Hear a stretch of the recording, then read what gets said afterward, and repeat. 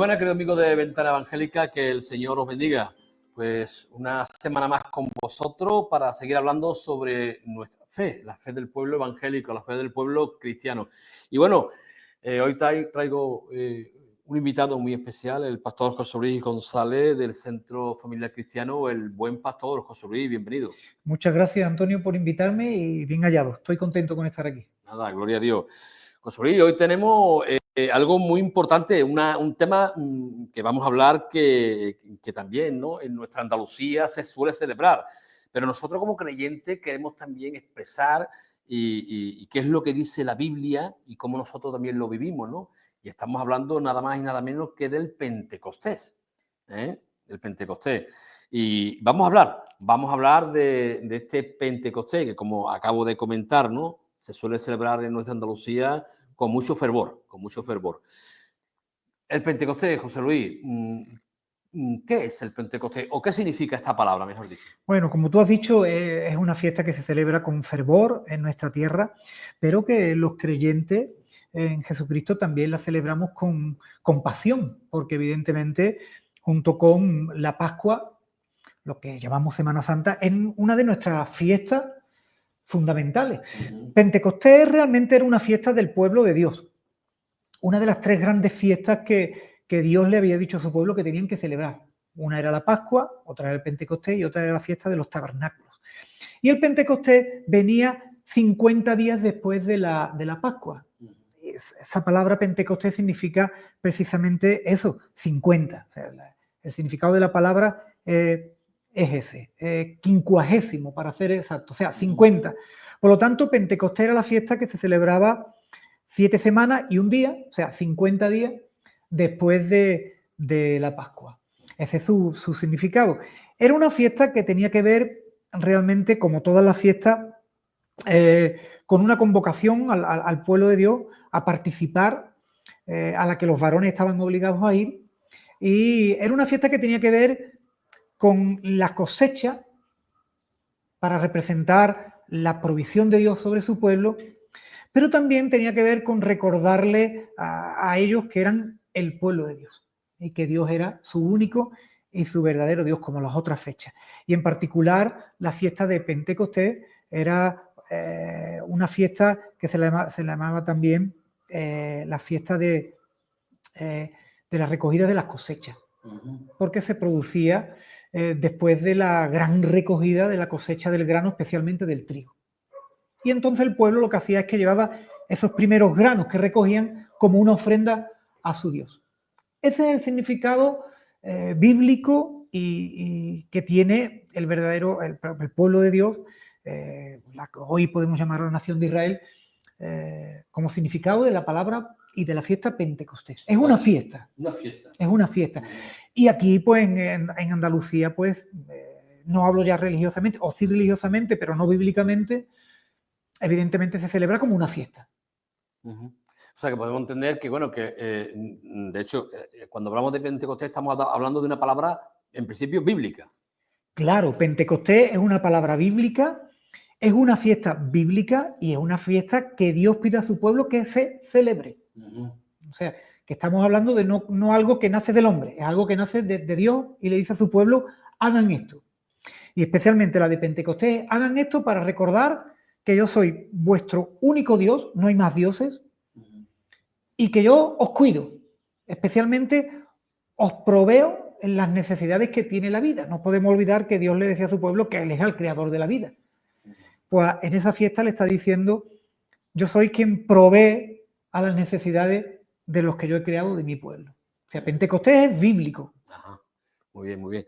¿En qué parte de la Biblia habla específicamente de esa fiesta? Bueno, hay dos partes. Una es donde Dios, en aquel monte de Sinaí, cuando da los mandamientos y da otras ordenanzas, es ahí donde instituye como parte de ese pacto, los 10 mandamientos, para que nos entendamos, como parte de ese pacto es donde instituye las fiestas. Por lo tanto, en el libro de Éxodo, de los 5 primeros libros de la Biblia, lo que el pueblo de Israel llama la ley, el segundo libro, Éxodo, donde se narra la salida del pueblo de Dios de Egipto, ahí ya cuando llegan al Sinaí y Dios les da las ordenanzas, los mandamientos, ahí ya lo instituye como fiesta. Y luego habla más claramente en otro libro, tiene otro nombre, se llama Levítico, que es donde viene, podría yo decir, a explicar con más profundidad las fiestas, las formas de hacer los sacrificios. Ahí en ese libro, de la Biblia, de los 5 primeros libros, es el tercero, Levítico, donde explica cómo hay que hacer la fiesta y qué razón de ser tiene esa fiesta. En eso es muy prontito, se lo explica Dios a su pueblo. Sí, Los sí, primeros sí. libros de la Biblia. Ajá. Y es algo, Solí, que por lo visto, ¿no? Es algo que anualmente había que celebrar esa fiesta. Bueno, esa fiesta de Pentecostés, junto con las otras 2 grandes fiestas, como he dicho, no solo es que había que celebrar, es que los varones estaban en la obligación de peregrinar hasta Jerusalén para celebrarla allí, que era la ciudad centro de todo el fervor religioso del pueblo de Dios. Entonces, había que celebrarla y también se le llaman santas convocatorias y convocatorias de los peregrinos, porque había que peregrinar, había que hacer lo que hoy llaman romería. Sí. ¿no? Había que ir a Jerusalén a celebrarla. Es más, eran fiestas donde Dios quería que hubiera alegría, hubiera celebración, hubiera hermandad. Excepto una fiesta que era el Día del Perdón, en donde tenían que arrepentirse de sus pecados. El resto de las fiestas, curioso, ¿no? Porque podíamos entender que a un Dios que siempre nos tiene o condenado, o entristecido, o castigado. Pero la realidad es que las fiestas las hizo Dios para que se acordaran de Él y ellos lo pasaran bien. Interesante. Lo pasaran bien. El pueblo se gozara. El pueblo se gozara. Sí, sí, sí, esa es la fiesta de Pentecostés. Se gozara diciendo, esta es la cosecha abundante que hemos recogido, se la debemos a Dios, vamos a hacerle una ofrenda, pero vamos a disfrutar de los cereales, de la fruta, de las carnes. ¿Sí? Solí, hablemos de simbología, ¿no? Hablemos también de la simbología, porque la simbología es algo también muy importante, ¿no? Cuando hablamos del Pentecostés, hablamos de la Blanca Paloma, ¿no? Sí. ¿Quién es la Blanca Paloma? Bueno, realmente toda esta celebración del Pentecostés viene a formar parte del cristianismo en el momento en que Jesús dice a todos sus seguidores, vais a ser llenos del Espíritu Santo. Eso ocurre precisamente el día de Pentecostés. Están los judíos celebrando Pentecostés, están los creyentes en Jesucristo, en aquel lugar donde habían celebrado la última cena, la Santa Cena, en el aposento alto, están en oración y el mismo día de Pentecostés son llenos del Espíritu Santo. Bien, entonces Jesús les dice, este es el cumplimiento de una promesa que hacía mucho tiempo ya se había sido dada al pueblo de Dios por medio de un profeta llamado Joel, que en los últimos días, a partir de la venida del Mesías, del Salvador, de Jesucristo, los verdaderos creyentes en Jesucristo serían llenos del Espíritu Santo. Y Jesús les dice, vais a ser llenos del Espíritu Santo igual que yo fui lleno. ¿Cuándo Jesús fue lleno? Cuando leemos el Evangelio de Mateo, vemos cómo él va a ser bautizado para cumplir con todas las ordenanzas y no tener conflictos con los religiosos. Va a cumplir también con ese bautismo en agua, que por cierto lo bautiza en agua su primo Juan el Bautista. En ese momento, cuando él sale ya del agua, de haber sido bautizado, se ve una paloma descendiendo sobre Jesús. Y por eso, esa simbología de la paloma enseñando, apuntando hacia el Espíritu Santo, y por eso se ha quedado en nuestra cultura, de nuestra región, incluso de nuestro país, lo de la blanca paloma. Sinceramente, pues no sé si la paloma que descendió sobre Jesús sería blanca o tendría otros colores, pero probablemente fuera blanca, por la simbología de pureza. Bien, pero todo viene de ese momento, donde se ve literalmente, todos los evangelistas recogen cómo una paloma blanca desciende sobre Jesús y es el Espíritu Santo llenándolo de poder para hacer la obra salvadora. Cosa que luego él, cuando está en la sinagoga de Nazaret, la tierra donde se crió, él dice, el Espíritu Santo vino sobre mí y me llenó de poder para predicar el Evangelio, sanar a los enfermos. Por lo tanto, sí, de ese momento viene la paloma como símbolo, nos hace entender ese momento, la paloma como simbología del Espíritu Santo y por lo tanto de Pentecostés, del poder de Dios siendo derramado sobre los creyentes. Muy bien, y cuando hablamos del sin pecado. Claro, por lo tanto, y termino, cuando hablamos de Pentecostés y de la paloma, bíblicamente tenemos que entender, bíblicamente y cristológicamente, Sí. para los que creemos y amamos a Cristo, que en nuestra tierra son muchos, hablo de distintas fe, distintas formas de manifestar esa fe, pero para un verdadero creyente en Jesucristo, entonces la paloma tiene que significar la llenura del Espíritu Santo. Significar otra cosa sería como torcer un poquito la Biblia a nuestra forma de entender. Sí. Igual pasa, por ejemplo, con nuestro también conocido sin pecado. Evidentemente el sin pecado está haciendo, desde la Biblia, está haciendo referencia al que vivió entre nosotros como verdadero hombre, padeció todo lo que pueda padecer un ser humano, desde el hambre, el frío, la soledad, la traición. Incluso, como nos dice la Biblia, fue tentado en todo, a semejanza de un ser humano. O sea, Jesucristo fue tentado, como cualquier ser humano puede ser tentado para alejarse de Dios, para desobedecer a Dios, para hacer lo malo, por explicarlo de alguna forma sencilla. Pero nos dice la Biblia y nos enseña que Él nunca pecó. Por lo tanto, si estamos hablando del sin pecado, estamos hablando de Jesucristo. No hay otro. No hay otro. En la tierra, con todo mi respeto para todos esos santos discípulos que le siguieron, como nuestro amado apóstol Pedro, como nuestro amado apóstol Pablo, como nuestra amada María, la madre de Jesús, todos ellos fueron hombres y mujeres de pecado como tú y yo. El único que vivió sin pecado, que por eso puede ir a la cruz a llevar nuestros pecados, porque Él no cometió pecado, es Jesucristo. Y por eso Él puede enviar desde el cielo a uno que va a dar continuidad a su obra. Porque Él dice, y enviaré desde el cielo a uno que es como yo, el Espíritu Santo. De ahí también ese color blanco, muy significativo para esa paloma, para el Espíritu Santo, como símbolo de pureza. Si hablamos de sin pecado, estamos hablando del Dios hecho hombre, o podemos también decir que estamos hablando del Espíritu Santo, que eso, como yo digo, es su apellido, santo, que viven los creyentes. No hay otro sin pecado.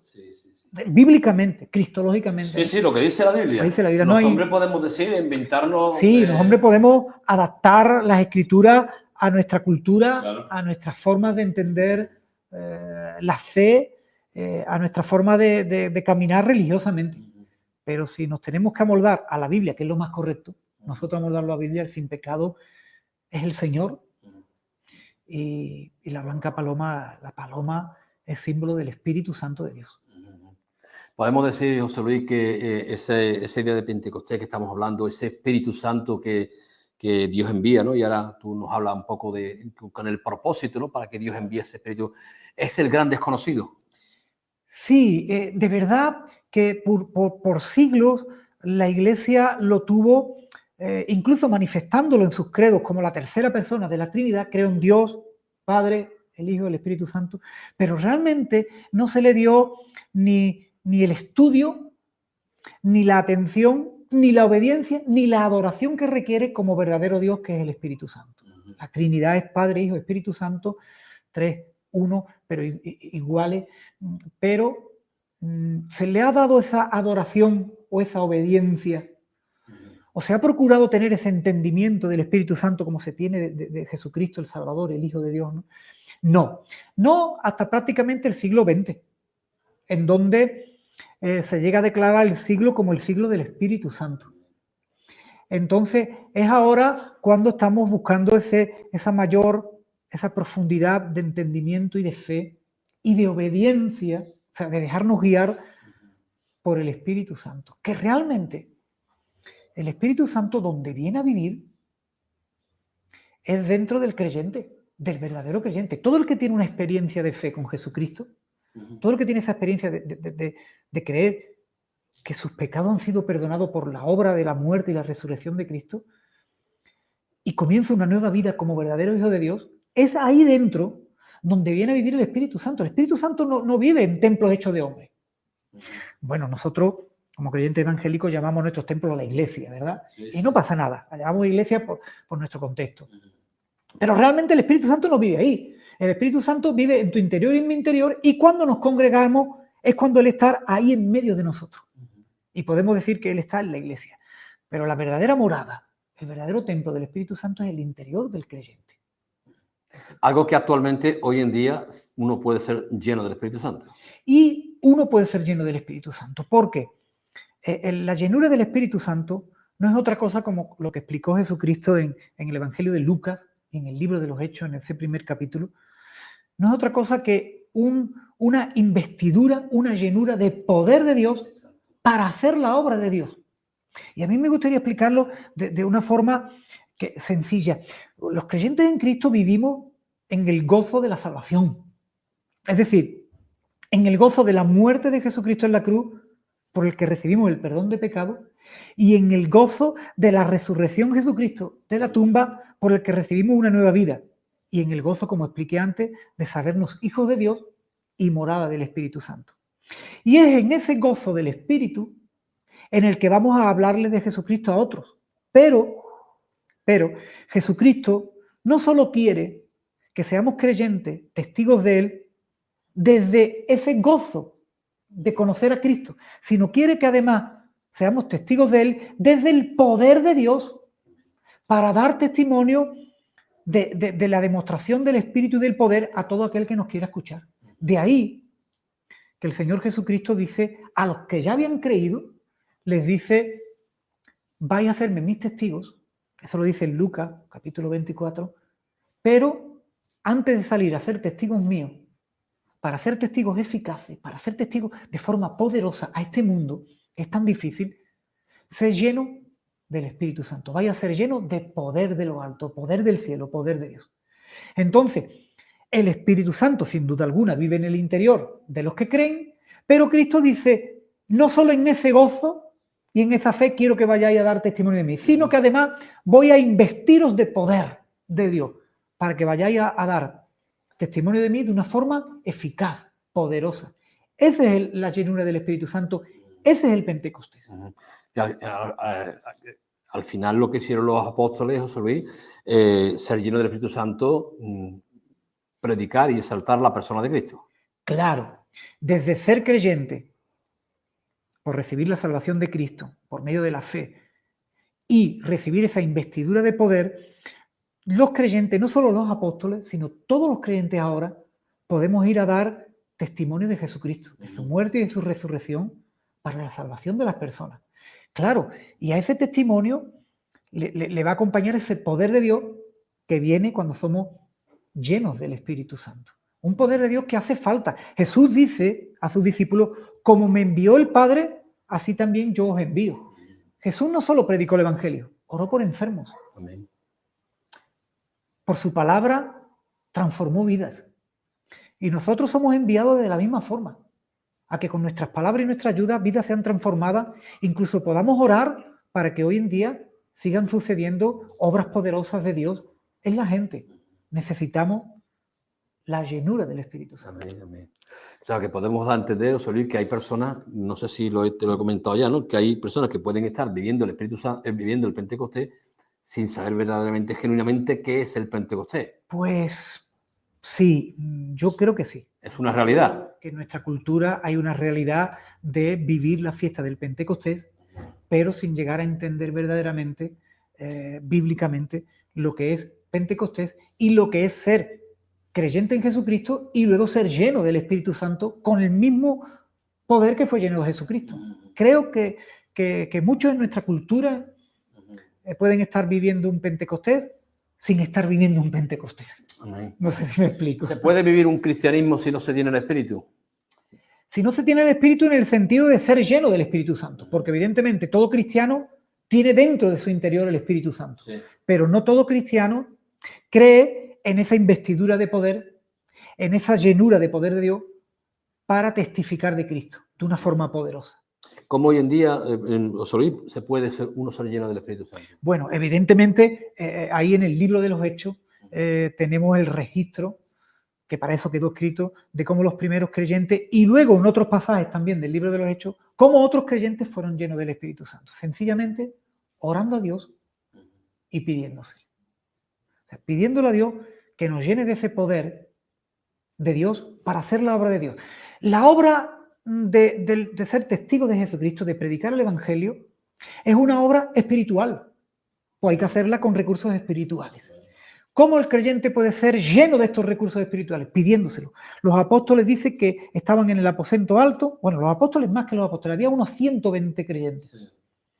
Y estaban orando pidiendo esa llenura.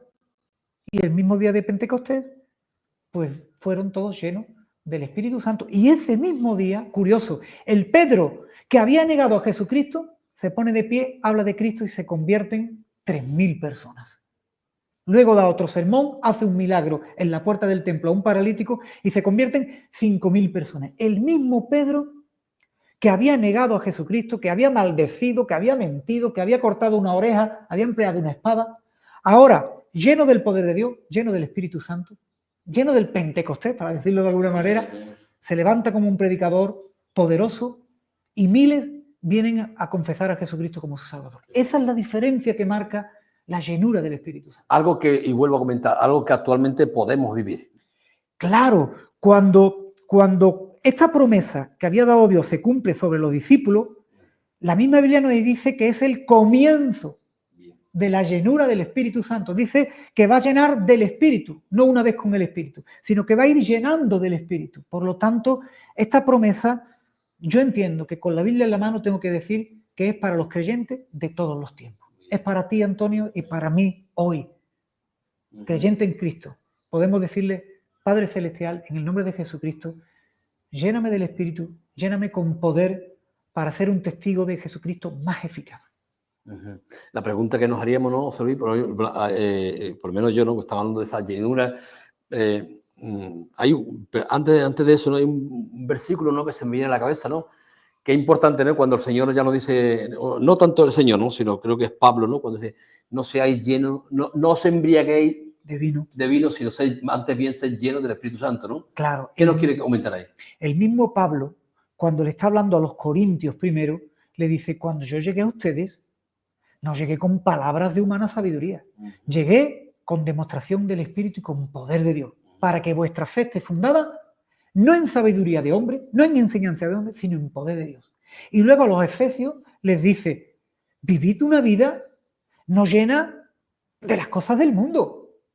Más bien, si queréis ser cristianos sólidos y que tengáis algo que contarle a la gente, algo para hacer por la gente, más bien sed llenos del Espíritu Santo. Está hablando de esto, esa llenura de poder para tener algo que dar a esta sociedad que nos rodea tan necesitada. Tan necesitada no solo de cosas para vivir, como puede ser necesitada de salud, de trabajo, de amor, de compañía, sino tan necesitada de salir de crisis existenciales que hay en el corazón. Que puede haber gente que esté diciendo, ¿y yo para qué vivo? ¿Y esta es la vida? Entonces Pablo lo que le está diciendo a los creyentes es, sean llenos del Espíritu Santo, pidan el poder de Dios sobre sus vidas. Ese es un buen significado para ese versículo bíblico. Podríamos hablar mucho más, pero... Sí, evidentemente. Que a mí me emociona hablar de esto. Yo te doy gracias por haberme invitado a este programa de Pentecostés. Nada, gloria a Dios. Había otra pregunta ahí, José Luis, que hablando también de la simbología, ¿no? Cuando la Biblia nos habla, ¿quién son los del camino? Exactamente. Bueno, realmente los del camino, así se le conocieron a los primeros creyentes de Jesucristo. Porque ellos decían que seguían aquel que era el camino. Entonces, cuando un creyente dice yo estoy en el camino, un significado bastante acertado es yo estoy siguiendo a Jesucristo de una forma bíblica. Yo estoy siguiendo a aquel que dijo yo soy el camino, la verdad y la vida y nadie viene al Padre sino por mí. Entonces, cuando estamos diciendo lo del camino, pues realmente tendríamos que estar diciendo que son todos aquellos creyentes que han vivido una experiencia verdadera con Jesucristo, que han sido salvados por Jesucristo. Creo que esos son los que tienen más derecho de llamarse los del camino, los seguidores de aquel que dijo, yo soy el camino a Dios, el camino al cielo, el camino a la salvación. Yo creo que esta es una oportunidad para que cualquiera que nos pueda estar escuchando, si no ha tenido esta experiencia con Jesucristo, pues también diga hoy, pues yo quiero ser de los del camino. Claro. Y decirle con honestidad, de todo corazón, con sus propias palabras, decirle a Jesucristo, quiero tener una experiencia contigo. Quiero que de verdad esa muerte tuya en la cruz a mí me sirva. Y ese Pentecostés a mí me sirva. Yo quiero ser del camino, o sea, yo quiero creer en ti de verdad, Jesús. Yo quiero saber que mis pecados han sido perdonados, que cuando me toque partir de esta vida yo voy a ir al cielo, no a otro lugar.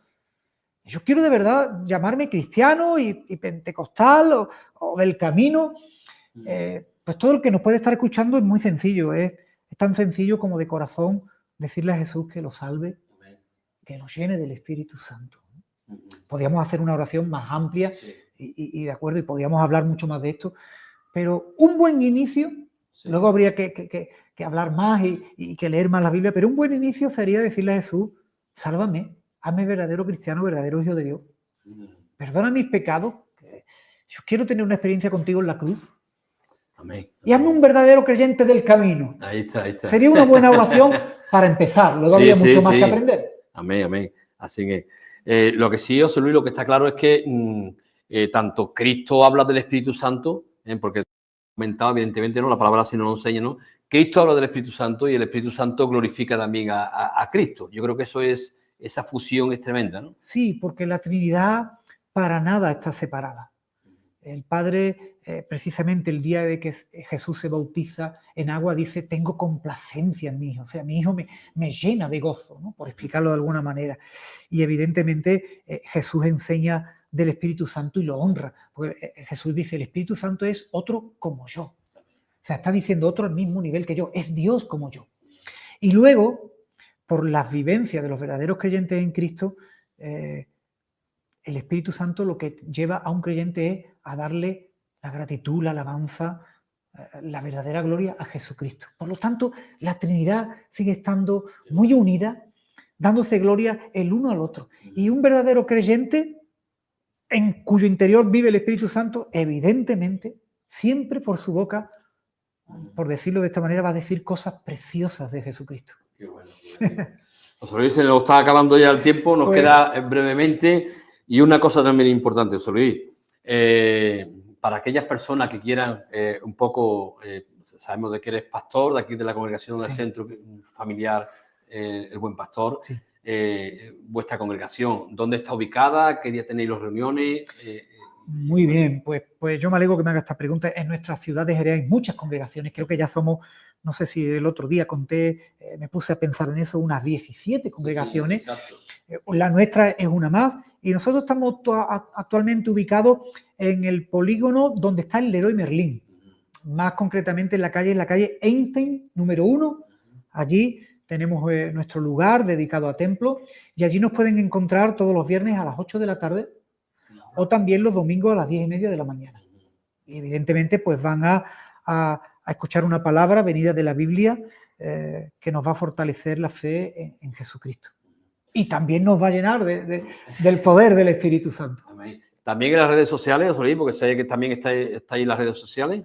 Sí, tenemos nuestra página web, CFC elbuenpastor.org, y tenemos una página en Instagram que también es CFC El Buen Pastor. Ahí nos podéis encontrar para tener quizás pues un mayor entendimiento de quién es nuestra congregación y también ver algunas fotografías de nuestras actividades. Una congregación que ya tiene sede aquí en nuestra ciudad de Jerez, ¿no? Bueno, nuestra congregación comenzó en 1974 intentando ayudar a los jerezanos a conocer a Jesucristo. Esa es nuestra pasión, como la de todas nuestras congregaciones. Sí. Bueno, muchas personas, ¿no?, han conocido al Señor a través de vuestra congregación, de la obra que estáis realizando. Sí, porque algo que entendimos como una congregación que vive en el poder del Espíritu Santo es que si tenemos una misión es salir a dar a conocer a Jesucristo. Entonces lo hacemos personalmente, con muchos tipos de actividades. Nos gusta estar en la calle. Gloria a Dios.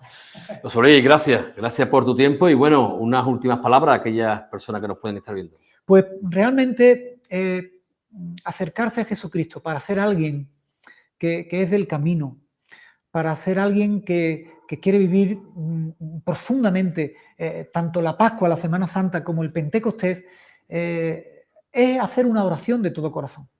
Es decirle a Jesucristo, ese Jesucristo que paseamos por nuestras calles en la cruz y que incluso el domingo lo paseamos resucitado, es decirle, Jesucristo, yo quiero tener contigo una verdadera experiencia de fe. Yo quiero verdaderamente sentir en mi vida el perdón de pecado y el comienzo de una nueva vida.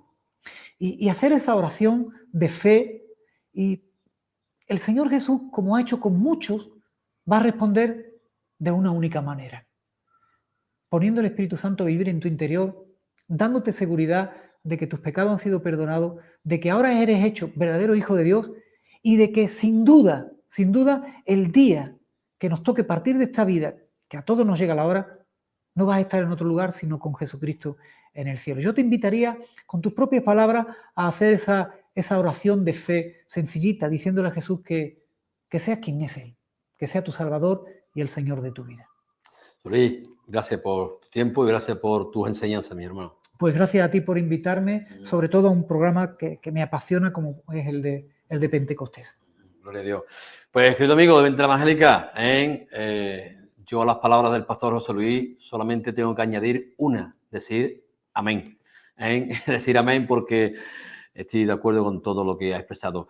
Espero que esta entrevista y este tema que hemos hablado del Pentecostés haya agradado, este programa haya sido de bendición para tu vida. Y bueno, nos vemos la semana que viene. Un abrazo y que Dios os bendiga.